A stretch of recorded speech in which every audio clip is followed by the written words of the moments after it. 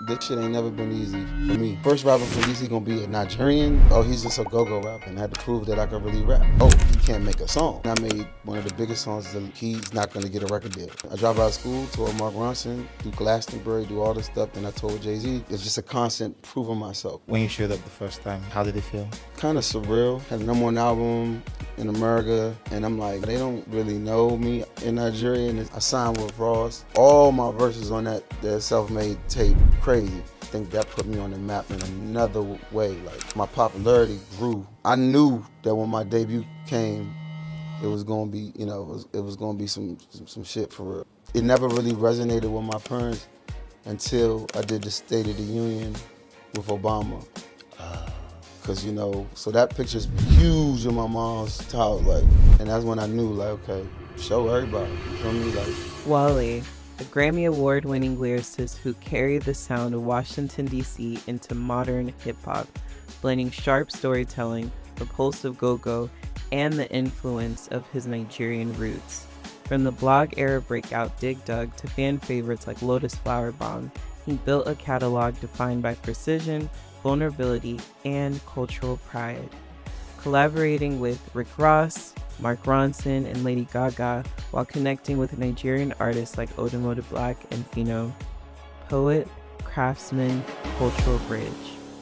What up, this is Wale. I just spoke my truth right here on Afrobeats Intelligence. This episode is brought to you by our friends at Mattel. Be the standout Swift. Afrobeats Intelligence, presented by OkayAfrica. Democratizing African music with Joey Akan. It's good to see you again, brother. Likewise, man. We've been talking for a long time. Mm-hmm. And in all of our conversation, the first thing that stood out for me is how much this matters to you. Yeah. It feels a lot like you really want things to work. Mm-hmm. And you want to build a connection, a bridge. As do many great artists that I admire.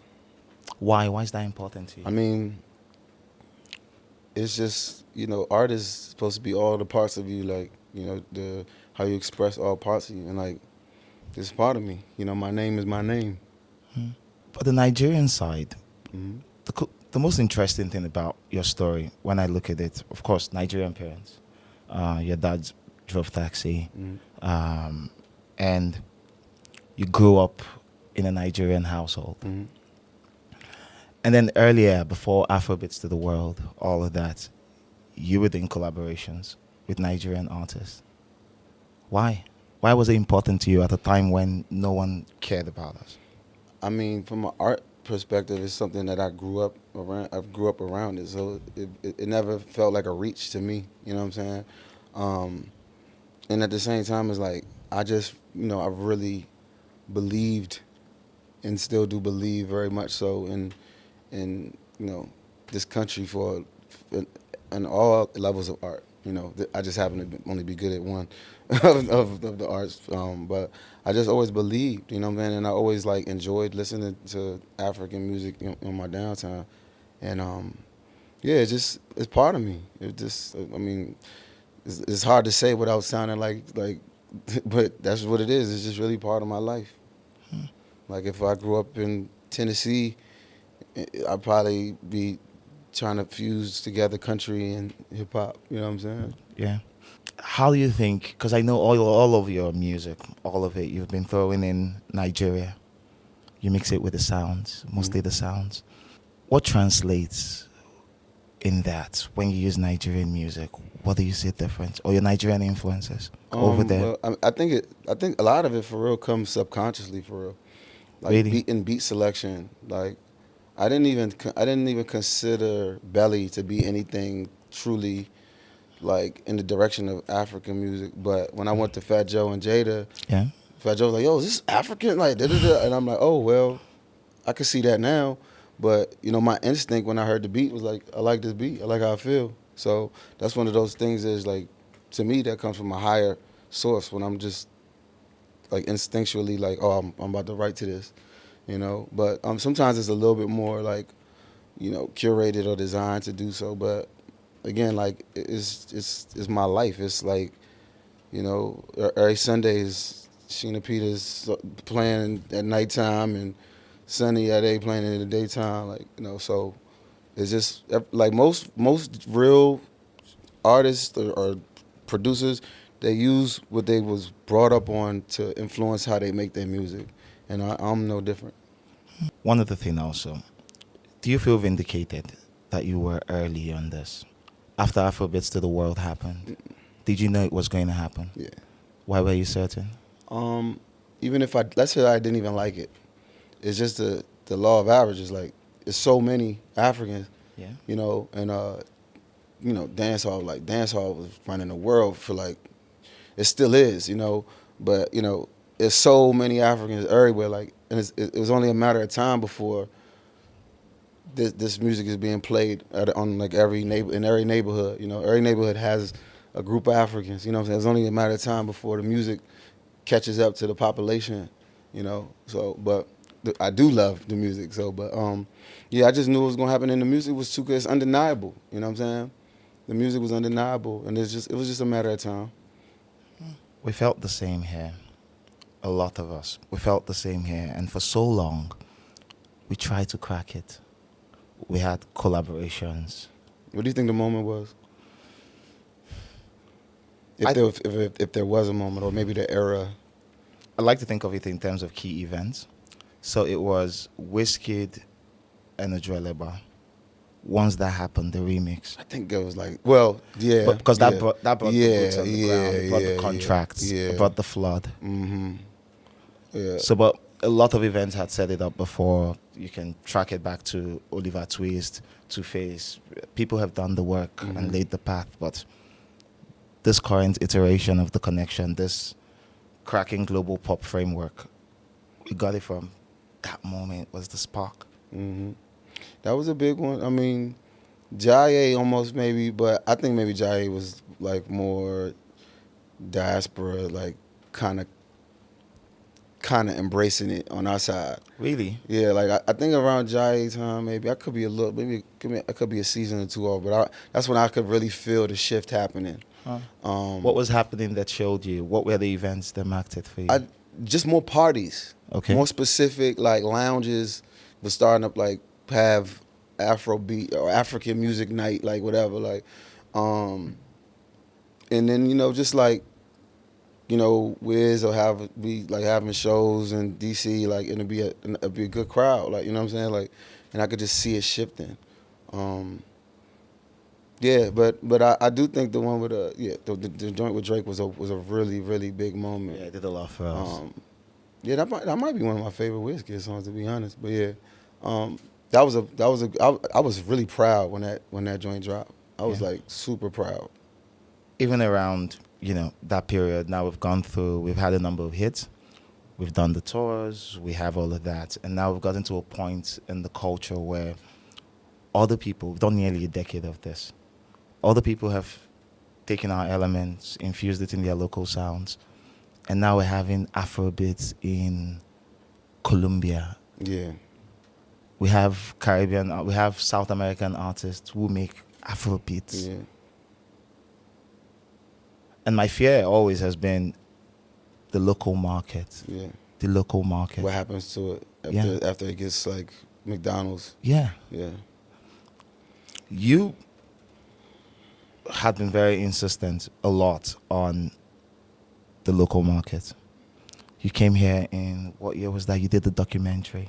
I don't even know. That was like 2013, 2014. Yeah, 13 or 14, something You did the documentary Mowalati. Yep. You even did the Let Your Panty Drop for me. Mm-hmm. Yeah.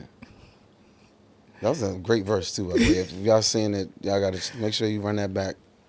So you did all of that. So you've always been here.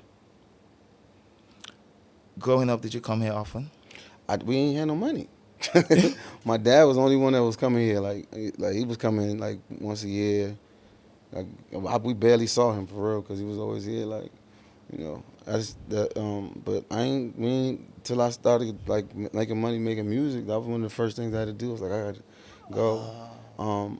My brother came when we was little, and my cousin, God rest his soul, He came. They tried to leave him here, and my other little cousin they did leave her here. So, you know that whole, well, we're gonna send you to Nigeria if you don't, you know. So that was happening. But as far as to come to vacation and all that, or just to touch the ground, like we didn't have that price tag was too much. When you showed up the first time, how did it feel? Kind of surreal, for real. Like it was just a lot of shit was happening so fast around that time. Like had a #1 album in America, and I'm like, bro, they don't really know me in Nigeria, and it was kind of surreal though, because it's like I grew up around so many Nigerians, and it's like we had such a camaraderie, but I felt kind of like a little bit on the outside, you know. But I mean, it was still beautiful to see, like when my parents like was born and all of that. Like that was special to me. And then family, just a number of that. So, with Afrobeats to the World happening, and Water Under the Bridge, a lot has happened, and now you're here in Lagos. What's important to you? Man, I just touch, like recharging a certain battery in me, like just to be around it. I Dirty December's a little bit overboard, but you know I take the good with the bad. Lagos traffic, all that other stuff, but it's just good to see people. Like it's good to see my people. You know what I'm saying? That means a lot to me. I saw your performance last night. Yeah, at 4:30 in the morning. That was beautiful. You got into the crowd. Yeah. It was nice. It was lovely to see that. I had to wake their ass up, man. It was late. That's probably like my first, because I performed once with Johnny Walker. It was a corporate event. Yeah. Then I performed with Martell. It was a corporate event. This is the first one I think that wasn't corporate. It was like a real joint. So it was a long overdue for sure. And are you working? Are you going to record? I'm always working. I'm always. These guys want me to find another hobby. I'm always working. I'm always trying to create some stuff. If you're going to work locally, what would you're going to work locally, you're creating some stuff, but what would be important to you, seeing how the sound has evolved? Well, I think it starts with the mentality. Like, Okay. like I want to work, but it's like the ego stuff, like that. I don't. You know what I'm saying? I want to work and I want to be intentional, you know, and I want the synergy to be there, you know. I just, because I do have big dreams for what can happen. And maybe they're delusional, but you gotta be a little delusional to be great. So, but like I have big dreams for what I want for, like Nigeria first, and then Africa. You know, I do have like dreams and goals of what I want to do. Do you want to share some with me? Yeah, I mean, we've been working with Nike a lot lately. Still early, but like I want to do stuff with NFL Africa, NBA Africa. You know, like try to have some more music programs. You know, like things in the arts, like water the art scene, the art space in Africa. You know, it's flourishing, but you know, I wanna be a part of that. You know. So one of the things I always complained about with Afrobeats to the World, and I'm about to speak structurally here, locally we don't have the infrastructure. Yeah. Or what we have is alien. We also don't have the number. We have the numbers. When you say it's lacking the infrastructure, like in what regards? Like just like studios and no like, studio. We have studios now. But Afrobeats to the World bought studios. Mm-hmm. The labels bought studios. Yeah. Standard Studios. And actually, a lot of it's DIY now, anyway. So with the technology, but infrastructure meaning like labels, venues. Yeah, we don't have like that. concert venues. We don't have concert venues. We don't have a touring circuit. Yeah. Some of the things that, and then we have no local collection in terms of your rights. You know, our collecting societies are off. Yeah. Have you ever seen anything like you heard of beat battles? You never heard of that? No. Like when it's kind of like a thing that doesn't really happen as much in the States anymore, but like around the late 2000s, like they'll have like a bunch of producers come in and play beats, and they're like, like a tournament of having it, like the competition, like Yeah. beat producer competition, stuff like that. Like those are the ideas I want to bring that here, because just to see, to elevate competition. Competition doesn't have to be like beefing. Like it could just be stuff like that. And I think it just sparks the community of in the artistry. You know what I'm saying? Because like Afrobeats is in compared to, well, it depends on what you say Afrobeats is, but like this modernized Afrobeats is a baby still. Yes, It's it kind of is. new in compared to rock and roll and all of that stuff. Like, and I just I hope that it's able to evolve the same way hip hop is evolved, rock is involved, like evolved, countries evolve. And I don't know what it looks like, but evolution of music or any art is like is what keeps it thriving True. and interesting. I remember the first time we had when hip hop came into Nigeria. A lot of Americanization. There were some good ones though. I mean, it didn't. It wasn't reaching me like in my high school year. It wasn't reaching me. Like I think maybe the first like hip hop song that really stuck to me was Kenny Big Deal probably. Oh. That was the first like hip hop joint. What was it about that hit you? I don't know. I just think that shit was just catchy, for real. Like you know what I'm saying? Like it was just catchy. That was the first like one for me. I wasn't really privy to a lot of the hip hop like artists. It wasn't like reaching, like it wasn't in my circles and nothing like that. But then you got the Mother Black reached you. Man, so that happened. That was shout out to my man Tunji Balogun, the head of Def Jam, but Yeah. he I think when I signed, like maybe it was like 2 weeks later after I signed with Def Jam, he was like, bro, I want you to check this guy out, man. He's like, it's different. And I'm talking about, as soon as I heard Declan Rice, I was like, yo, that guy has no idea how many like niggas in Detroit like that don't know nothing he's saying. Cause I'd be playing it when I'm like, bruh, it's something that just stood out, and I was like, I couldn't stop playing that song, man. That joint probably platinum alone on my phone, but I was like, I immediately felt like this is what it's gonna take. This sounds like what it would take for it to go like to that next level in America, cause it makes sense everywhere else, but like something about him and his voice and his approach. Yeah. And the attention to detail that TZ and those guys at Native put into the thing, I just got it. I just understood it immediately. But what about the song got to you? What about the sound of that particular song? It was just the patterns, man. Like it's just the flow patterns. The fact that like it's only one verse, then he halfway does it again, and then it just goes to fade. Like it's just an infectious thing, and it's like it wasn't even based on melody or sticky melody. It's just something that you just want to play again and again. It's just some records are just anointed, man. Some records is just special when they done. That's one of them, in my opinion. So, one of the key questions people really, or rather that I want to know myself, is when you made music, when you started making music, what was important for you?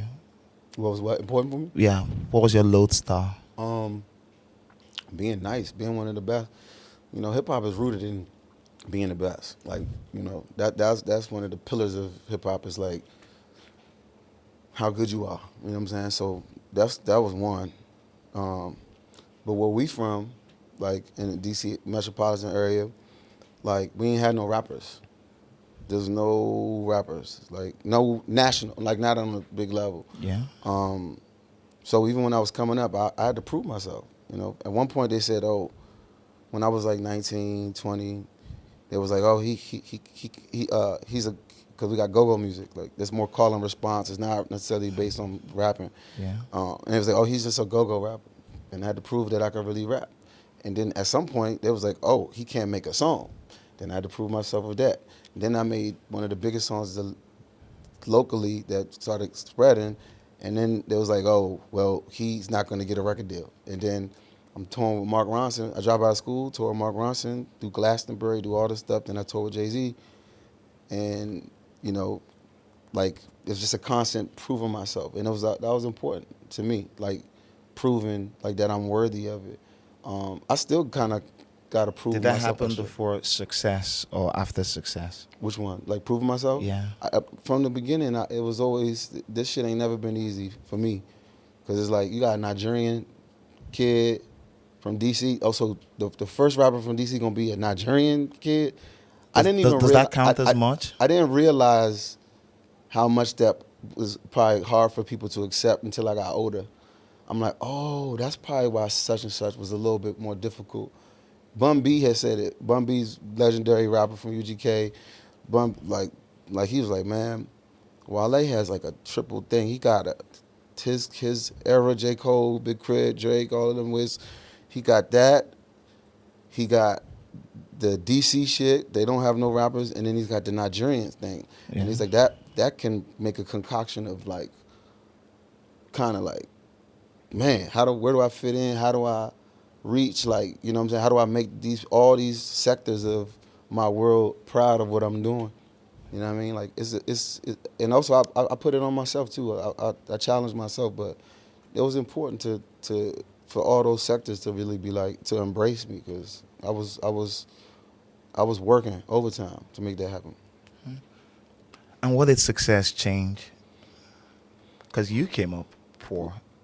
Well, I mean, it definitely made me more like cynical, a little bit more jaded. I have a philosophy that has yet to been proven differently.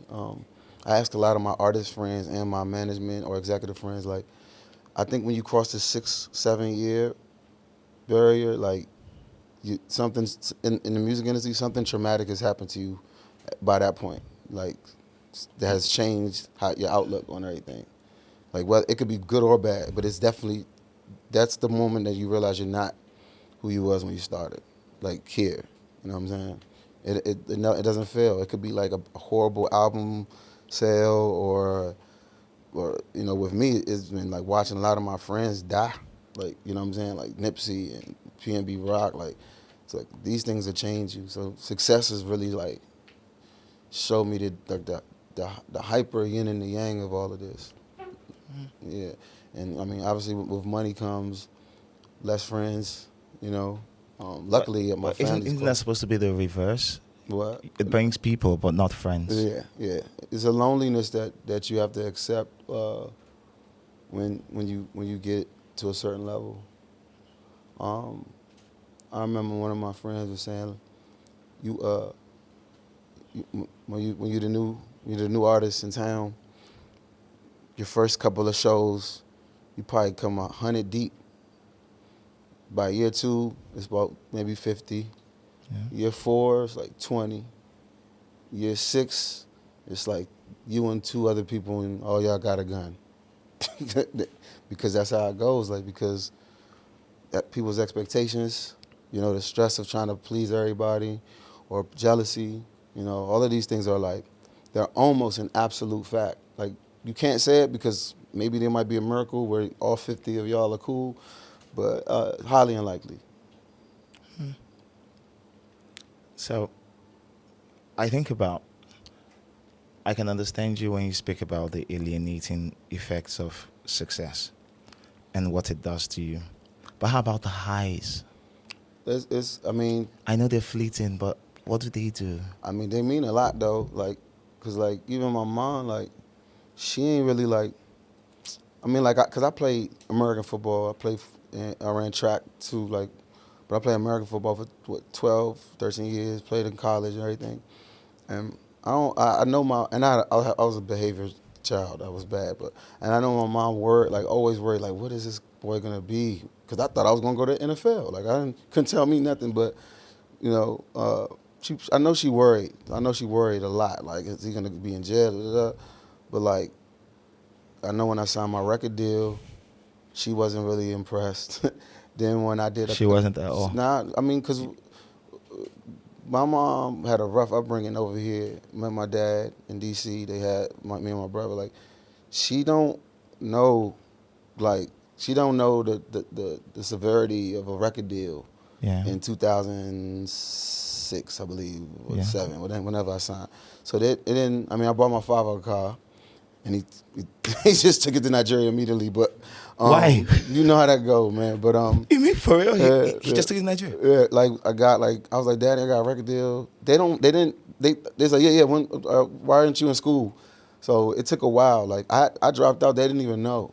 But then I started making good money on the road with Mark Ronson, and I was just posted in like Shepherd's Bush, Central Seas Hood. And I was there for like a long time, and you know, it never really resonated with my parents until I did the State of the Union with Obama. Because, you know, That was cool though. Nigerians love politics. And we have a black president.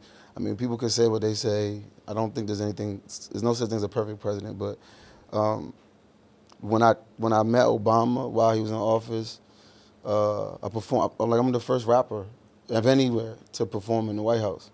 And then when I did the State of the Union, like, you know, so that picture's huge in my mom's house. Like, you know, the classic Nigerian living room with a million pictures, and it's big over there. And that's when I knew, like, okay, you know, even though I don't think she really like loves me being in this music space, but I know every time she's grateful that I'm like, it didn't go to another way for me.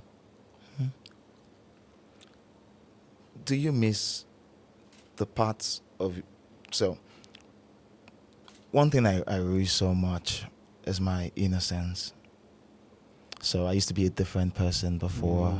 That's that 6-7 year thing I'm talking about. Yeah. So now you put up more guards, there are more fences, there are more walls. Yeah. Sometimes it might be paranoia. Oh, of course. But do you miss who you are before?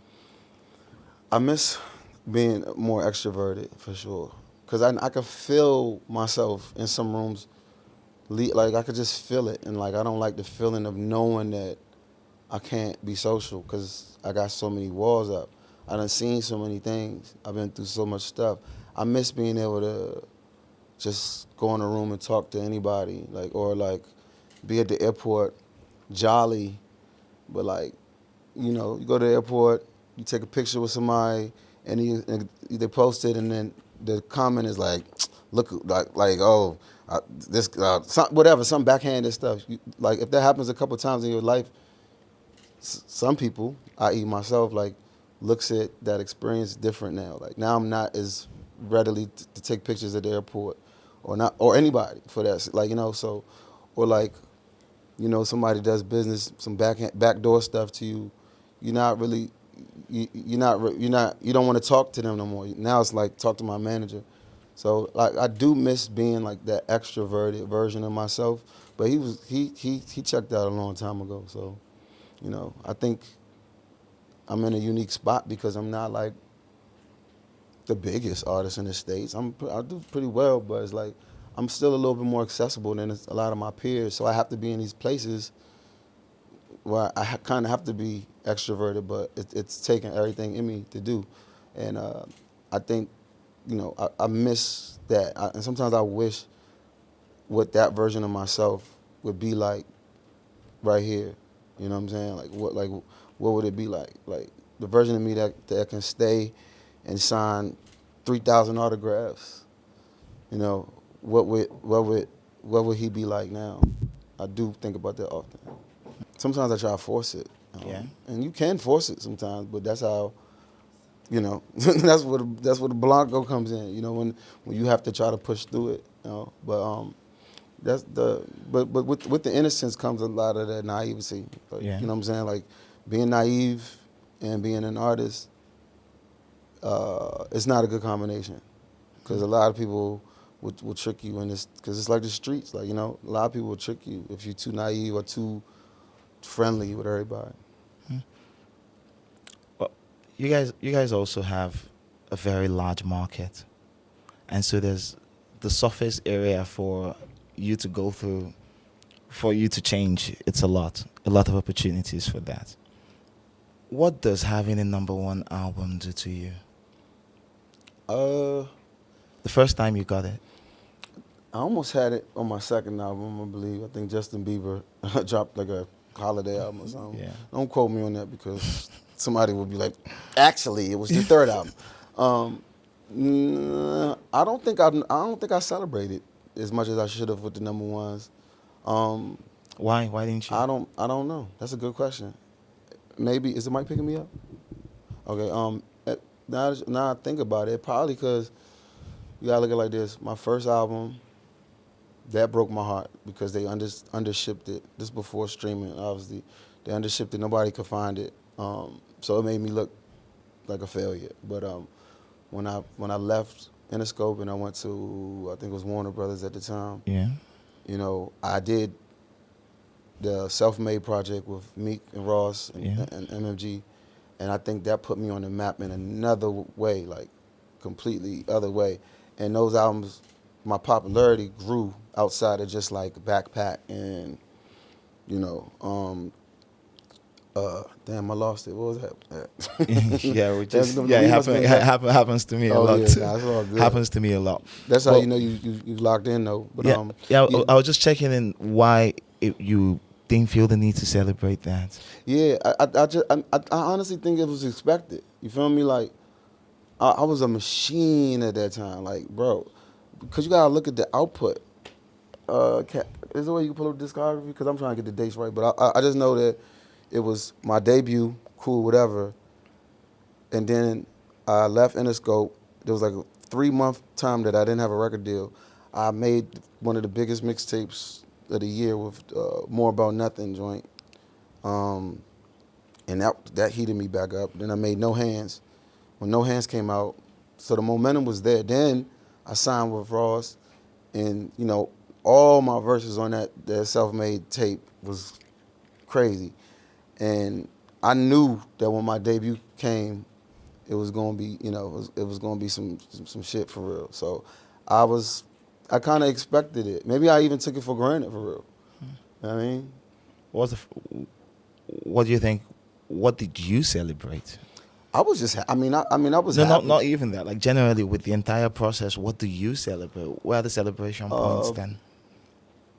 I celebrate like the good stuff, you know what I mean? But it's an uphill battle though. Like, you feel me? It's not a lot to celebrate. Like, I guess like even just being able to be at the top of my game and have an album that's being like revered, you know what I mean? Like, it didn't go number one first week, but I'm sure in a year's time, like, I know where it's gonna be, just because I can feel it. So I celebrate stuff like that.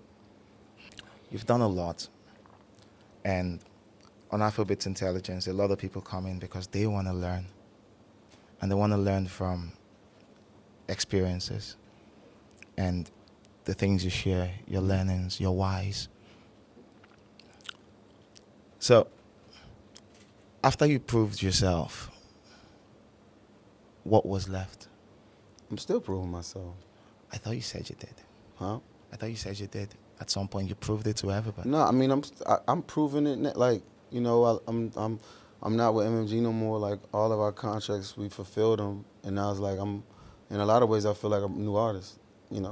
Performing in Lagos for the first time for a non-corporate event. Like, I gotta prove it. Like, again, I still keep that mentality that I have when I play sports. Give them, like, show everybody. You feel me? Like, that's what we do in hip hop, is like show them. Like, and I want to show people I'm getting better every album I do, and I'm pushing boundaries. I'm doing things on my music that aren't common in hip hop. So that's there's never I don't think there's gonna be a moment where I'm like, yeah, I've proved I got to keep that mentality. Like, you gotta show people and yourself, most importantly. Okay. And that impacts creativity and everything else, There of you go. course. There you go. That's what keeps you going. That's kind of like the secret sauce for real, creativity. Also can make you go crazy, but In you what know, way? Yeah. I mean, finishing this album, I was really, I ain't know what day it was.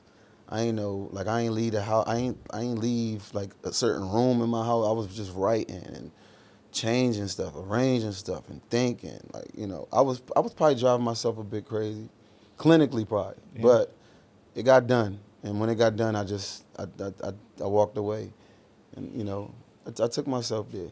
But that's because you're a purist. Mm. And you've always insisted all of your career that music has to be good. Music has to move you. Why? I mean, what we doing if it's not like? I mean, we just talking then.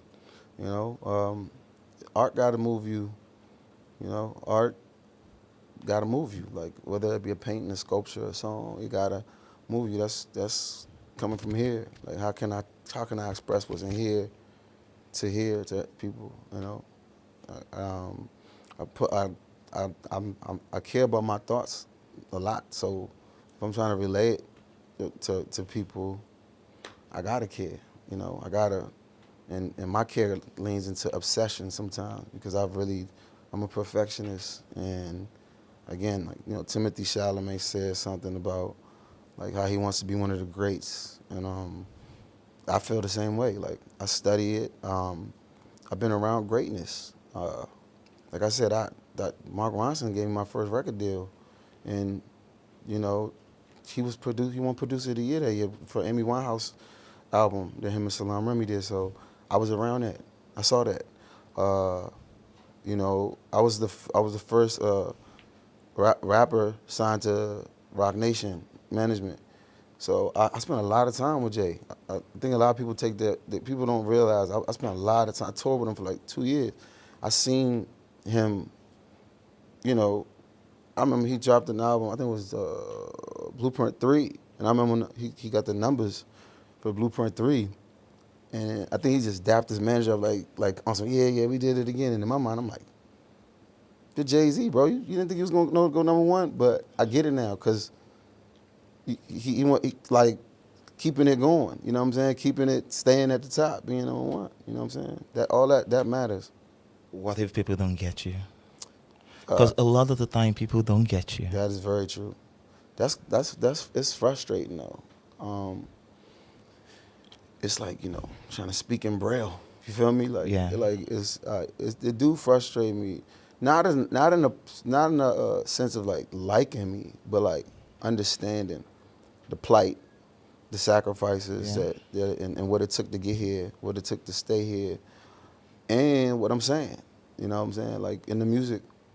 And the way people digest music now is completely different than it was 10 years ago. I remember doing something, and an interview. They didn't understand the concept of City on Fire, and I had to realize I can't even be mad because the way people consume music now is like kind of like sound, vibe, and then story or message. When I'm writing, it's concept first. Like what I'm saying. So very, very frustrating to put your passion into something and then like it's not be understood. But the whole world got ADD. So. But you stay the course. Yeah, I mean, I'm proud. I take pride in that. Not like doing something that's not for me. But the industry would. I saw what money did to what dollars did to Afrobeat. What did it do? Let me talk about the good parts. On the good side, it gave us jobs. Ecosystem. That's the first thing it did. So before the money came, we didn't have any structure at all. We didn't have jobs. We couldn't get money anyway. And then sometimes the money came. A lot of the time, the money came from the underworld. And that came with its problems. I never thought about that. Yeah, it came with its problems. People pulling guns on each other. People trying to get into, I don't know if you believe that, but voodoo. And tie it around the music. So, and there were a lot of conflicts that were physical. Yeah, because there were no rules. But that's music. That same thing goes on in America, like with hip hop. Like Like a lot come with this music stuff. But with the money, all of that went into the background. Now, everybody that used to be, we call it industry guy, they have jobs. So your guy who hangs around this artist, you wake up tomorrow and he just calls you and is like, or you see him on social media and you just check his platform, his profile, and he's like, senior this at this. Mm-hmm. And then you go to the office and you're like, yay! So that was nice. Yeah. Yeah, I worked at Universal too. Oh, okay, so you know how this shit goes. Yes, I know. And so the money also brought the expectations for albums. Yeah. And with that came, the money also created a caste system, a financial caste system. It moved us from, first it created an inflation in the industry. So it killed all those fairy tale stories where a kid from this hood just shows up. Now everything is over leveraged, every platform, everything. And from what I understand, it mirrors what is in the US. Mm. The money also brought saturation. Everybody want to get in the water. And the money wiped away our ownership. We sacrificed ownership for the money. So everybody got leveraged. Mm-hmm. So I'm thinking, with your experience in dealing with the majors, you've been successful with it. How did you know what parts of yourself to keep for yourself? I think life will show you that. Like as you get older, as you become more wise, you know what to keep for yourself, for real. Because a lot of the time we lost creative control too. Mm-hmm. That's it. I mean, I've always been kind of stubborn though with my I kind of like don't budge. Like, what's the leverage there? I mean, like even like when I did the Shine album, like working with J Balvin and trying to putting WizKid and Dua Lipa with Major Lazer, like all these ideas, these were kind of frowned upon back then. You know, they weren't, though, they were looking at me like I was crazy, you know what I mean? So, but I didn't budge. And, and I remember one of the execs from the same label a year later was like, man, this album was like literally just a year and a half too early, So, I mean, I kind of just, I lean into, I kind of don't get swayed with stuff, like, even if it's stubborn, whatever, you can say what you want, but I stay where I'm at or how I feel 99% of the time. And when you signed these deals, what were you holding on to in terms of, your lodestar? What can I not negotiate? What's unnegotiable? Mine comes just in like what I'm saying, how I'm saying it, like that's non-negotiable. Like I'm gonna say what I want to say. I'm gonna say I'm gonna work with who I want to work with. But then there's probably been like one record, probably that it was like completely a label situation. That the label was like, all right, this is the hook and this is the person that's gonna be on there, and this is gonna be a record. You gotta do. You know what I mean? That happened one time, and I was like, cool. I just got here. Let me just do it. And I didn't feel the greatest about it, but it was also a reminder, like, you know what you're doing. Your instinct is good enough. So with Nigerian artists, a lot of the music is made a lot of the talents, they're honed in poverty. A lot of poor people.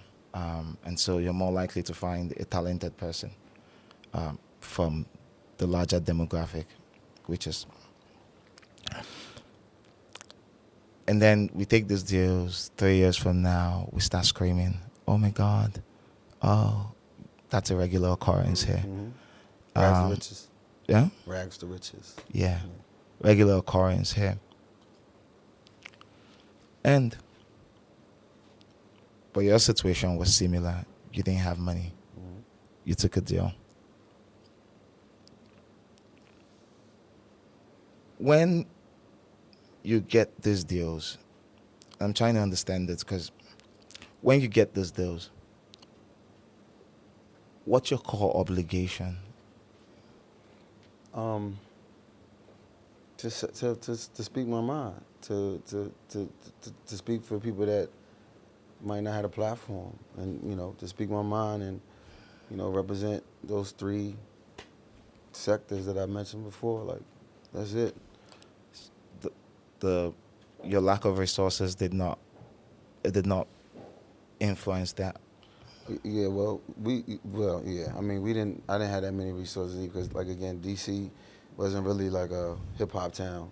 It still really isn't technically. So, the lack of resources was definitely a thing for me. But that built the resilience in me though. Now, like like I get it done no matter what because we didn't have the resources when I started it.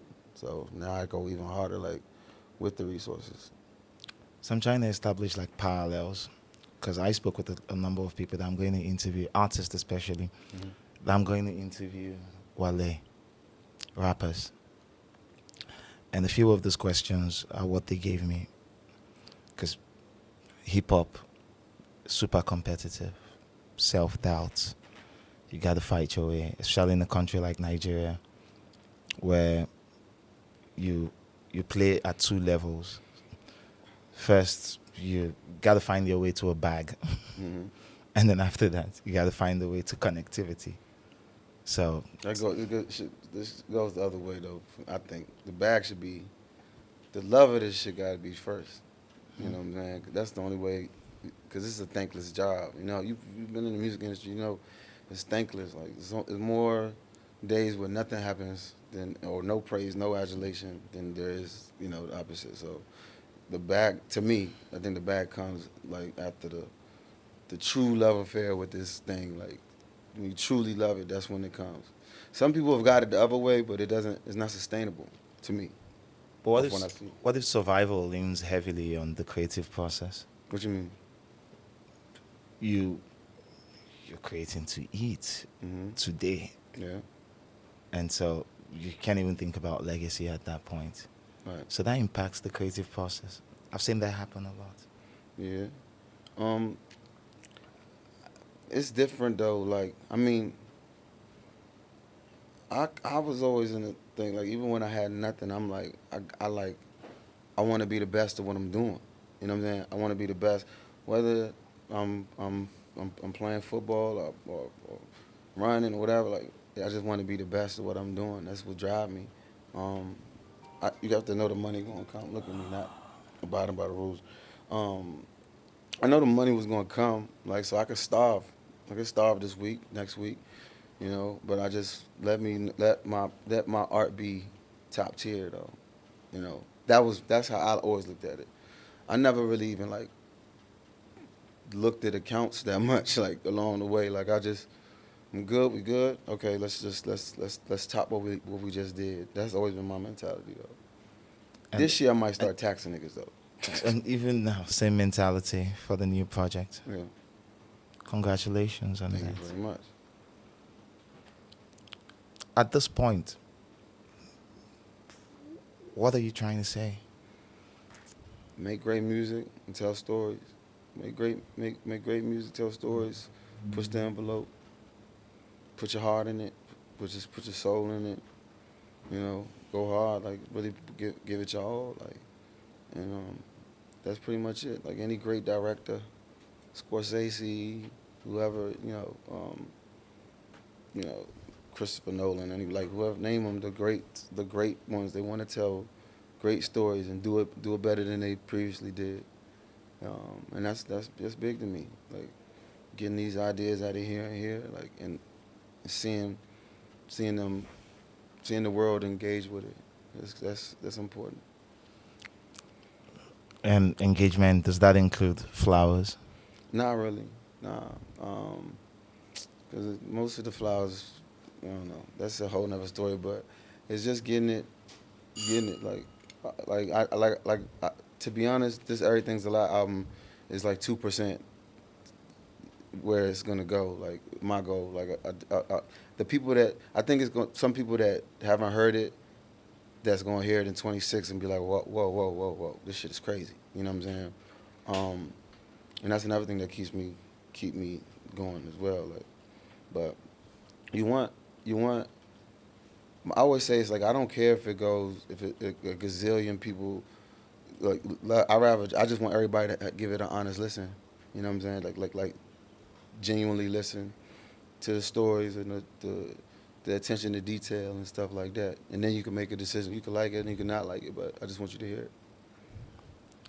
A cool thing all through this entire conversation that you kept mentioning is attention to detail. I think music has to be right. It has to sound right. Right, the writing, man. That's the writer in me. I think you're a dying breed. I'd Do agree. you feel so? I'd agree. I think that there's not. I mean, it's the consumption is quick, microwave now. So a lot of the creativity is quick. Some days I can go in the booth and freestyle. Some days I sit. I gotta write. I gotta rewrite. I gotta rearrange. But that's just me. You know what I'm saying? But I definitely think that is almost niche to like have a bunch of raps in your book or in your phone. Like a lot of people just punch in whatever. You know, that could be their way. But the attention to detail, even if people don't notice it, that's literally like my default mode. Like I have to layer these verses. I have to have, because I think it gives it replayability. But that's my style. And I know you say you don't care about flowers, but we would like to give you your flowers. You have impacted the world in a way that is unique. You've represented Nigeria, even connecting, even before the world cared. You've helped a ton of us. And we'll continue. I wanna. Yeah, you are still pouring yourself into the market, and still thinking up new ways to innovate around with the system. And not just that, on the music front, in our phones and playlists and hearts, you recently also served us another brilliant song. And so, yeah, we have our friends and partners from Turntable. So think of Turntable like the Billboard of Nigeria. Gotcha. So they've got something for you. Okay.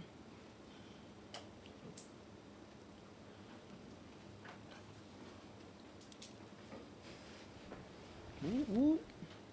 Here we go. So it's a plaque. See it. So With Gala.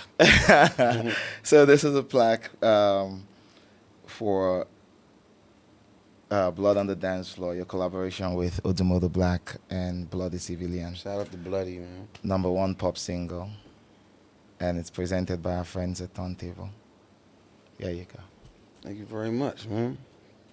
This is special, man. I ain't never, I mean, I knew it was a great song, but I'm just happy to be a part of it. It's your first Nigerian plaque. It is. Hopefully, it won't be the last. Never. Yeah, Never. I appreciate it, man. Shout out to Native and Odumodu, Def Jam. Shout out to Bloody Turntable Civilian. too. All the good people that made this happen, man. Oh. My man Teezy, I remember a conversation I had with him before I did my verse. He was like, "Yo, this how you patent it, man." And yeah, man, what a time, what a moment it was. Oh, this camera right there. Yeah, put this right there. Oh no, we got our sponsors.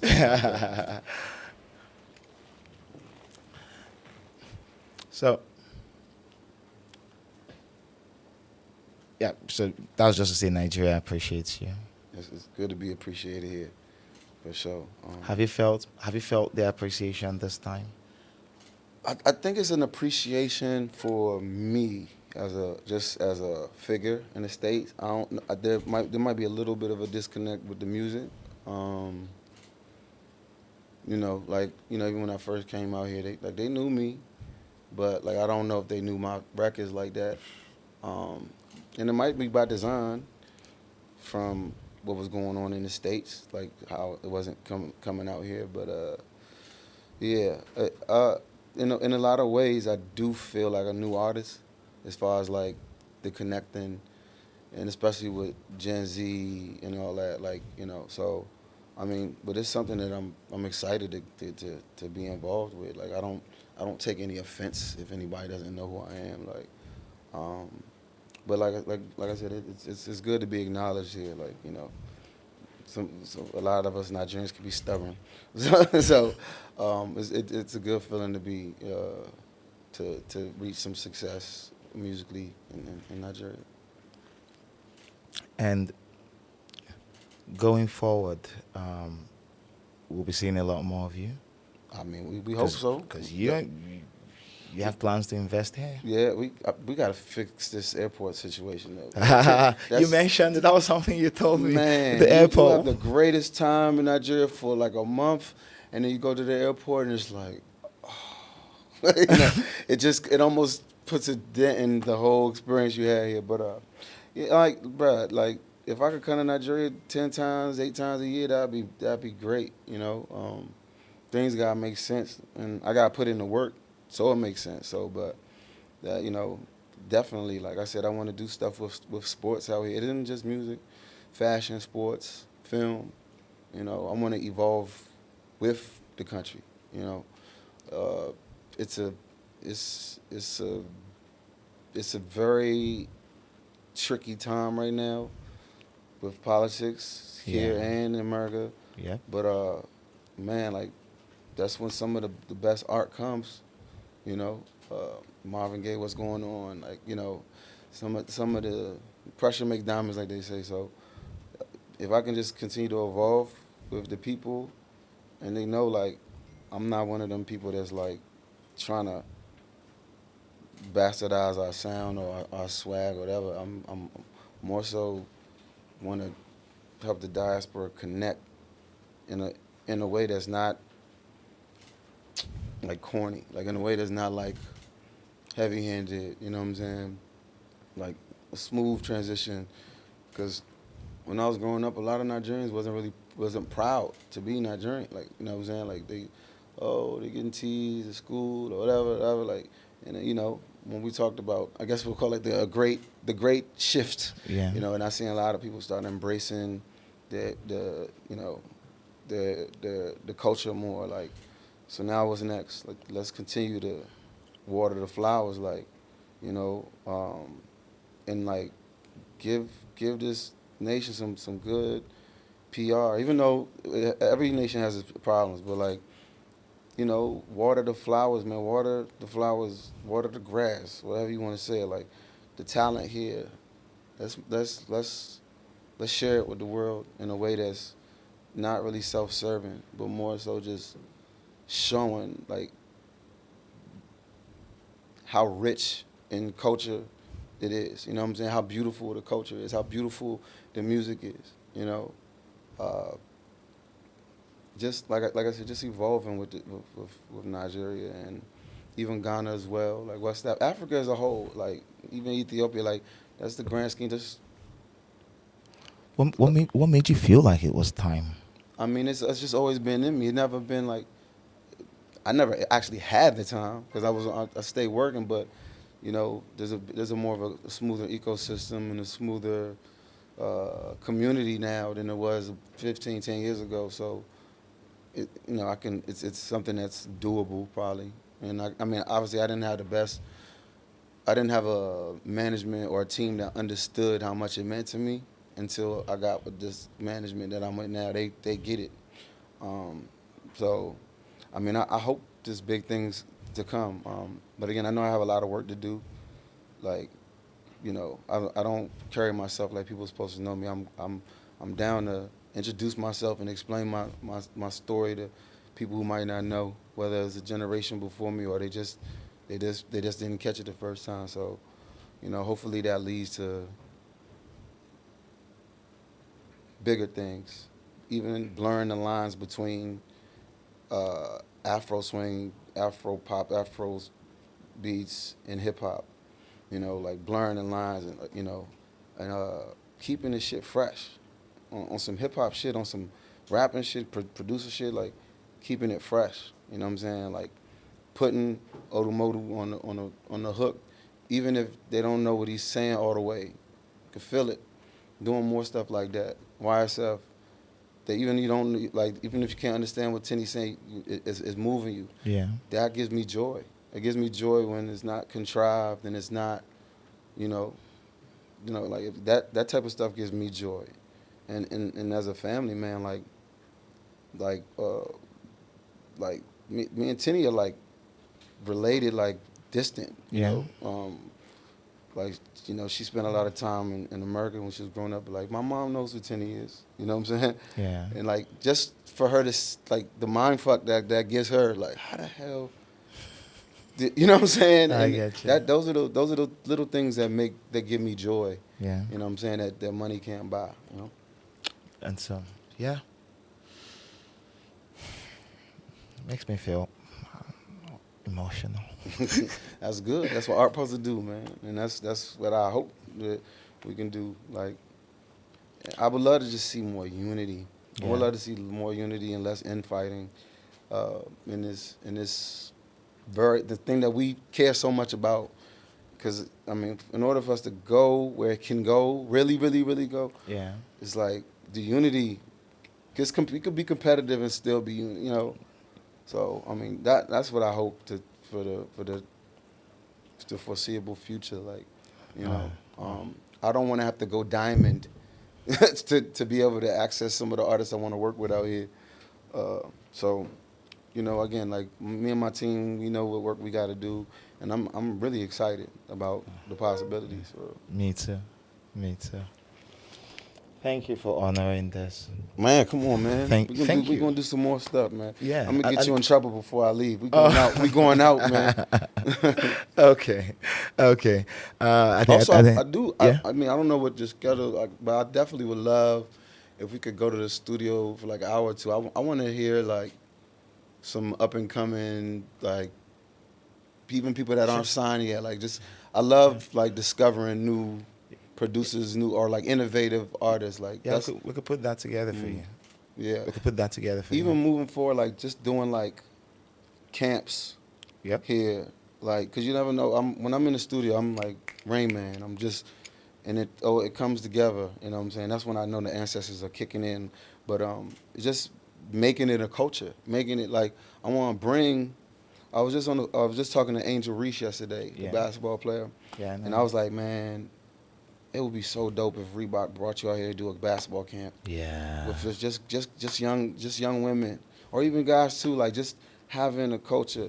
And I remember even I asked Dana White one time, I was like, do you think we can do a Adesanya match in Vegas? That would be crazy. But again, sometimes like the logistically it just can't Come hold it. together. Like, you know what I'm saying? It's like trying to put World Cup here, like, certain things can't be. But again, I have big delusional dreams, like even seeing the Super Eagles return to form, like, you know what I'm saying, like all the best Nigerian soccer players that's in Europe and all these countries can come back and do it. Like, these are the ideas that I have, and I think, for me, music is the Trojan horse. Yeah.